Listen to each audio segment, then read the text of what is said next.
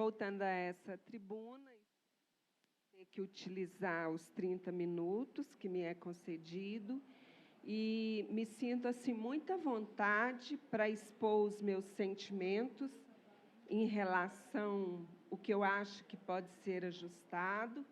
Prefeito Renato Carvalho, ótimo gestor, de um currículo invejável, mas algumas situações devem ser ajustadas. Uma delas, que eu gostaria de citar, é o orçamento participativo. Às vezes, a gente vê que uma área da cidade está em pleno desenvolvimento e outros bairros mais afastados sofrendo com situações que a gente considera mínimas para a dignidade humana, como asfalto, a água, buracos, lâmpadas queimadas, mato. Então, essa distribuição melhor do orçamento é algo que nós tínhamos que pensar o ano que vem, o desse ano já está pronto, mas nada impede também que ele seja modificado. Toda semana a gente vota aqui algum projeto de lei mudando algumas rubricas do orçamento de um lado para o outro, para ser ajustada à realidade atual, mas o orçamento participativo é um mecanismo direto de participação popular e, através dele, a população discute e decide onde vai ser distribuídos os recursos do município e as políticas públicas, e faz o levantamento das necessidades por setores, por bairros, porque senão termina os 4 anos e alguns bairros não recebem nenhuma benfeitoria, fica fora do orçamento. Então, isso é muito democrático, isso é uma forma de colocar a população para discutir e decidir sobre os recursos, as políticas públicas. Então, eu acredito muito no orçamento participativo.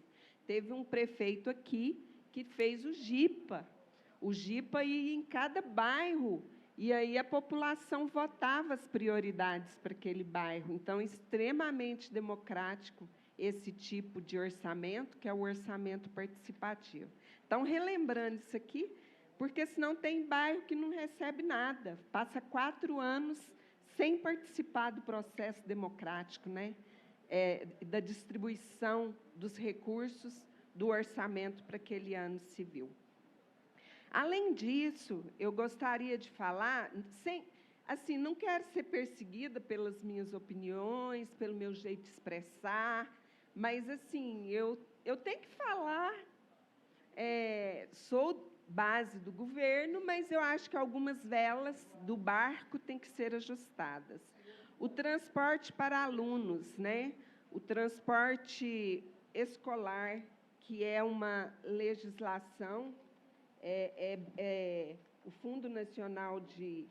Como que a gente pode falar? O transporte escolar, ele, na nossa cidade, ainda apresenta muita inconsistência.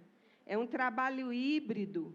Ele ainda tem uma parte dele que é terceirizada, tem outros que os motoristas são contratados através de um processo seletivo, tem parte que é do caminho da escola, ônibus, tem outra parte que são vans, e é um assunto que, sempre que a gente vai tocar nesse assunto, é um assunto assim, com muito melindre, que as pessoas têm dificuldades em falar sobre ele.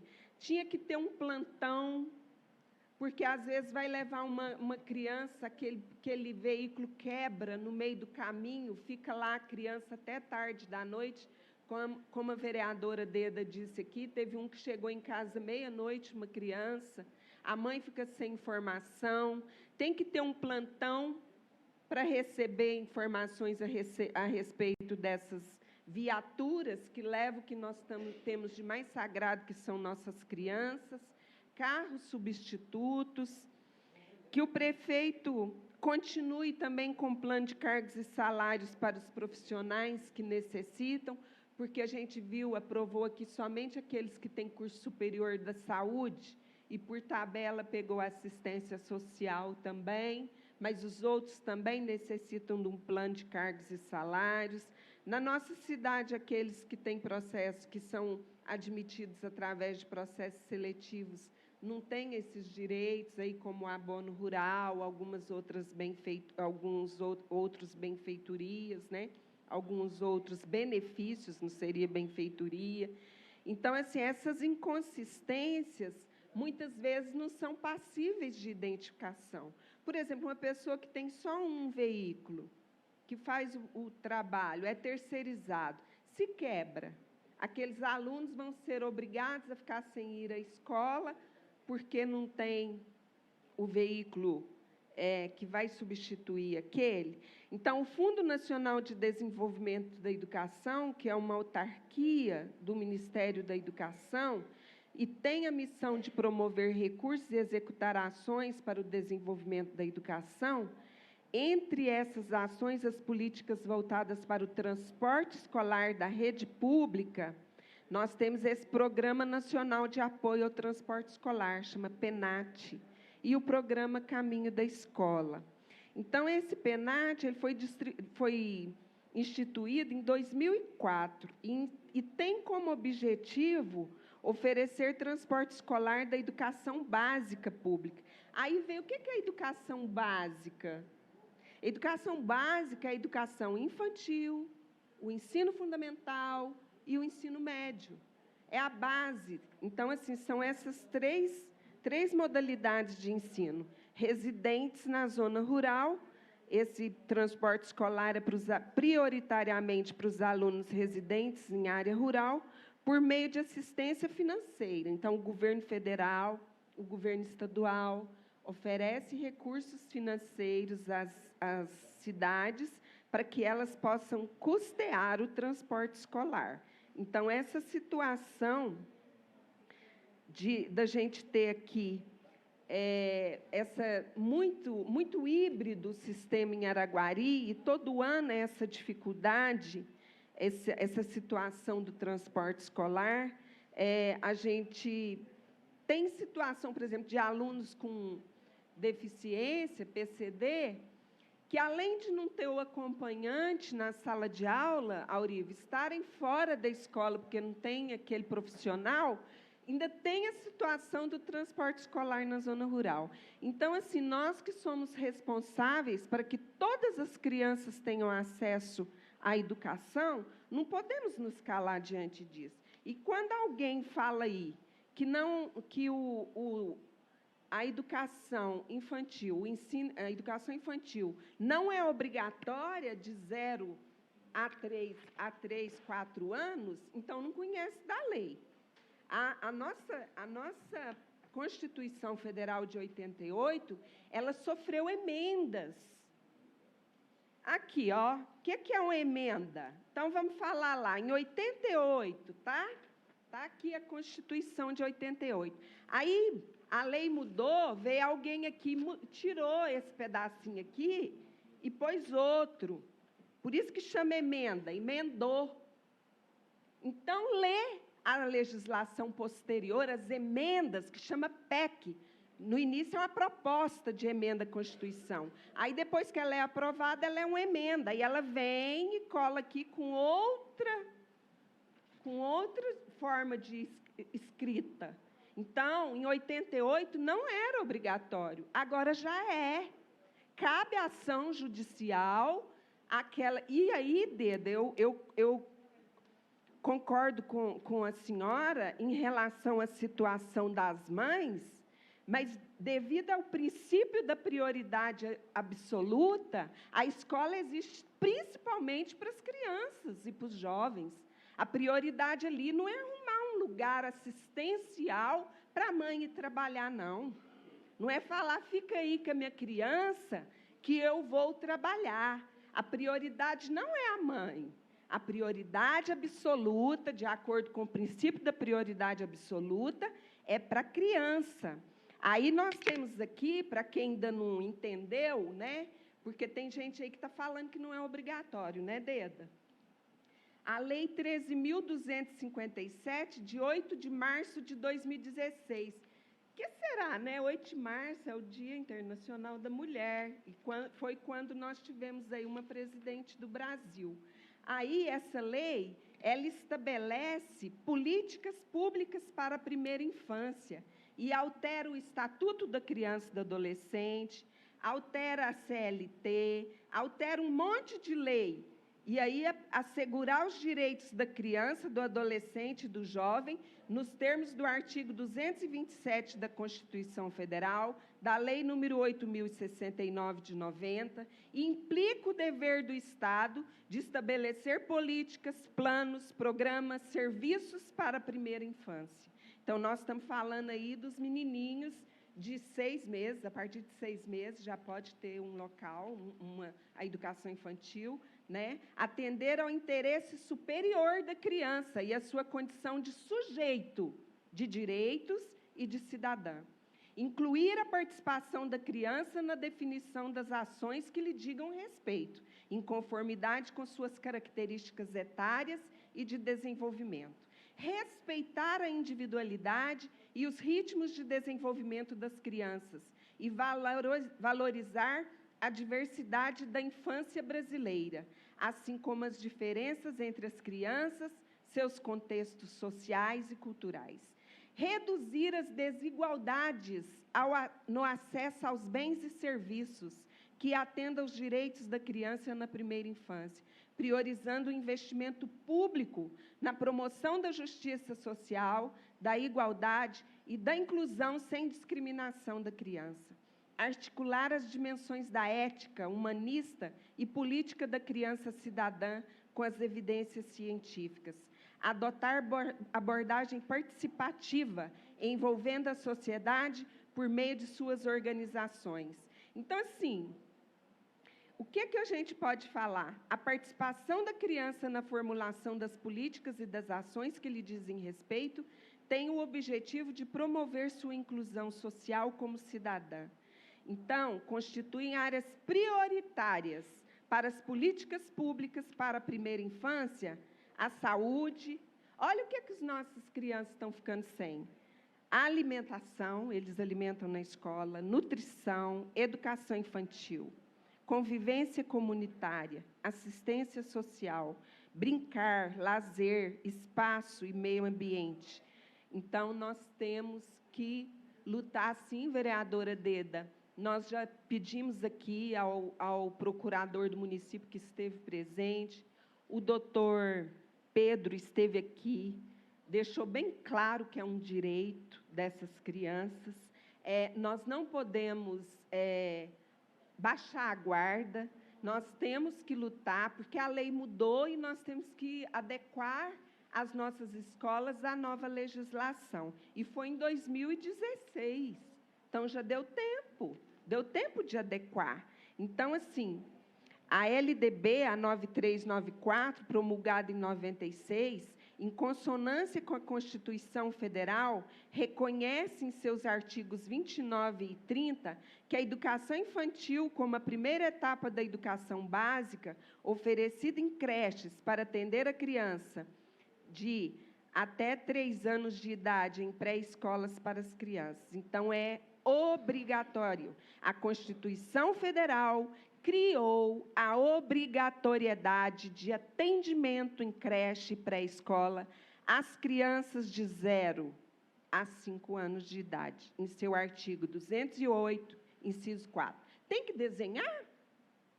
Nós vamos ter que desenhar?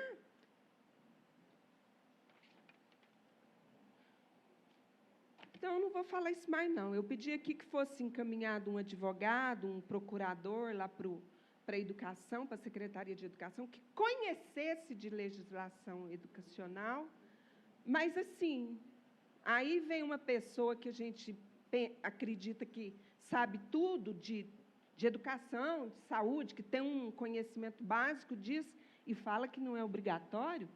Se não fosse obrigatório, eu e a Deda não ia fazer audiência pública aqui, não. Agora eu vou falar sobre aplicação em saúde. No primeiro quadrimestre de 2022, o município aplicou 18,8% de recurso ordinário na saúde, atendendo à Constituição Federal, que preceitua que o mínimo é 15%. Então, passou só 3% do que preceitua a Constituição Federal. Na época, eu critiquei que era pouca aplicação na saúde. No segundo quadrimestre de 2022, esse valor já subiu para 25,95%. Então, aí o mínimo é 15%, então o nosso município aplicou, né, até o segundo quadrimestre do ano passado, 25,97%. Eu acredito que por esses dias, a Prefeitura até pedi aqui hoje, vai encaminhar o relatório de gestão fiscal do terceiro quadrimestre, e onde a gente vai ver o que ocorreu no término do ano de 2022 em relação à saúde e à educação. Em relação à educação, no primeiro quadrimestre, devido à situação da pandemia, eu não sei o que rolou, a Prefeitura de Araguari tinha conseguido aplicar na educação só 17,84%. O mínimo é 25%, entendeu? O mínimo constitucional é 25%. Como era o primeiro quadrimestre, dava a possibilidade ao gestor de alcançar os 25% até o final do ano, né? Então, acredito que aplicou muito pouco, bem abaixo do limite prudencial. No segundo quadrimestre, esbarrou, passou 0,97. O mínimo no segundo quadrimestre era 25%, o mínimo, eles conseguiram 25,97%, né? Então, assim, raspando. Eu vejo, como diz o Cláudio, que saúde e educação são prioridades para qualquer governo, assistência social também. São os tripés de uma comunidade saudável, assistida, educada. Então, a gente vê, eu estou aguardando com ansiedade o resultado final do ano de 2022, como presidente da Comissão de Finanças, para poder emitir um parecer a respeito disso aí. Mas recurso, acredito que possam ser usados, sim. Nós temos que alugar, arrumar um programa de atendimento, mas se há uma obrigatoriedade do governo, que é o totalmente responsável pela educação infantil, tá? Essa responsabilidade é total do governo do município, o fundamental é do governo do município e do Estado, e o médio é só do Estado. Como a educação infantil é só do governo municipal, que ele possa conseguir, junto com o nosso secretário, que é uma pessoa boa, que é uma pessoa disposta, que tem conhecimento na área educacional, tem lá também uma equipe, como é que chama lá? Uma equipe de governança, não tem? Uma equipe de governança que ela tem lá mais de 3 mulheres que já estiveram à frente da Secretaria de Educação, que conhecem muito de educação, mas nós temos que achar uma saída para que o município não venha responder uma ação judicial dessas mães, já que é uma ação condicionada à queixa, né? A pessoa tem que ir lá e abrir a ação, a não ser que seja uma ação coletiva, mesmo coletiva ela é condicionada. Então, assim, que a gente possa resolver essa parada, né, Deda? Para que todas as crianças, não por causa das mães terem que trabalhar, também, não por causa das mulheres necessitarem de financeiramente, né, dos maridos, mas principalmente por causa das crianças. Nós não podemos abrir mão desse direito assegurado na Constituição Federal e suas emendas, que ela já foi emendada muitas vezes, em vários artigos, em vários capítulos, em vários temas. Então, que a gente possa continuar lutando, vereadora Deda. Estamos juntas nessa causa, as vereadoras também, e nós sabemos o quanto é importante para uma criança ter acesso à escola. Primeiro começa com uma vaga na escola, e o resto vem depois. Vem aqui o projeto da vereadora Ana Lúcia de acuidade visual, vem aqui a área de lazer, a recreação, a alimentação, a nutrição, as vacinas, que, de acordo agora com o nosso governo federal, vão ser disponibilizadas nas escolas para conseguir o mínimo para que as nossas crianças sejam vacinadas. E, enquanto mãe, enquanto educadora, enquanto advogada, enquanto vereadora dessa casa, eu não arredo o pé enquanto todas as crianças tiverem o seu espaço nas escolas municipais. É isso. A todos um bom final de manhã e um bom final de tarde. Boa tarde e muito obrigada.